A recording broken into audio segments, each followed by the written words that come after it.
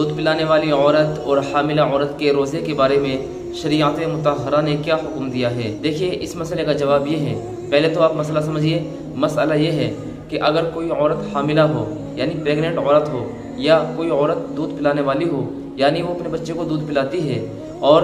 دودھ پلانے کی وجہ سے کیا وہ روزہ چھوڑ سکتی ہے یا نہیں، یا وہ حاملہ عورت کے جس کے پیٹ کے اندر بچہ ہے جو پریگننٹ عورت ہے، کیا یہ دونوں عورتیں روزہ چھوڑ سکتی ہے یا نہیں، یا ان دونوں کے لیے روزہ رکھنے کا حکم ہے اور شریعت نے ان کو پابند بنایا ہے کہ آپ ایسی سچویشن میں بھی روزہ رکھیں گی؟ تو اس بارے میں آئیے ہم آج بات کریں گے کہ شریعت نے ہمیں کیا حکم دیا ہے ان دونوں خواتین کے بارے میں، دونوں عورتوں کے بارے میں۔ دیکھیے اس مسئلے کا جواب یہ ہے کہ حاملہ عورت کے لیے بھی اور دودھ پلانے والی عورتوں کے لیے شریعت نے ایک ہی حکم دیا ہے۔ اللہ کے نبی صلی اللہ علیہ وسلم کا اس سلسلے میں فرمان ہے، ابن ماجہ کی روایت ہے، رخص رسول اللہ صلی اللہ علیہ وسلم للحبل التي تخاف على نفسها ان تفطر وللمرضع التي تخاف على ولدها۔ اس روایت سے معلوم ہوا، اس روایت کا مطلب یہ ہے، اس کا مفہوم یہ ہے کہ اللہ تبارک و تعالیٰ نے ایسی عورتوں کے لیے، ایسی عورتوں کے بارے میں کہ جو حاملہ عورت ہو یا دودھ پلانے والی عورت ہو، دونوں عورتوں کے بارے میں اجازت دی گئی ہے۔ شریعت مطہرہ نے اجازت دی ہے کہ وہ چاہے تو روزہ رکھ لیں اور چاہے تو روزہ نہ رکھیں۔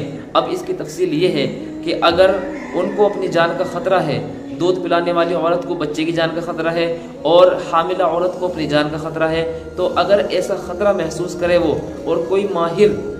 ماہرہ ڈاکٹرنی، مسلمان ڈاکٹرنی،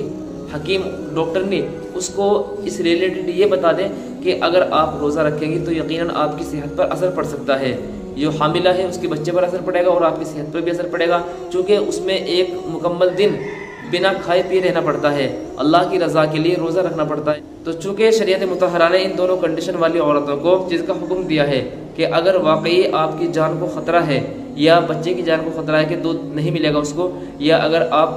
روزے کی حالت میں رہیں گے، کچھ کھائیں گے پیئیں گے نہیں، تو آپ کی صحت پر اثر پڑ سکتا ہے، تو لہٰذا اجازت ملی ہے کہ ان روزوں کو بعد میں رکھ لیا جائے، ان کی قضا بعد میں کر لی جائے، ان کی قضا بعد میں کر لی جائے اور کوئی اس پر کفارہ نہیں ہے۔ تو شریعت نے یہ کہا ہے کہ اگر وہ روزہ رکھ سکتی ہیں اور ان کے بچے کے اوپر یا اس کی جان کے اوپر کوئی فرق نہیں پڑتا ہے تو روزہ رکھیں، اور اگر فرق پڑ رہا ہے کمزوری کی وجہ سے یا بیماری کا اندیشہ ہے یا جان جانے کا خطرہ ہے تو پھر روزہ چھوڑ دیں اور ان روزوں کی قضا کر لیں بعد میں، اور کوئی کفارہ نہیں ہے ان کے لیے۔ تو یہ شریعت مطہرہ کا حکم ہے۔ امید ہے بات آپ کی سمجھ میں آئی ہوگی۔ آپ کا بھی کوئی سوال ہو، کوشچن ہو، کمنٹ باکس میں لکھ دیں، انشاءاللہ اس کو ضرور بتایا جائے گا۔ السلام علیکم ورحمۃ اللہ وبرکاتہ۔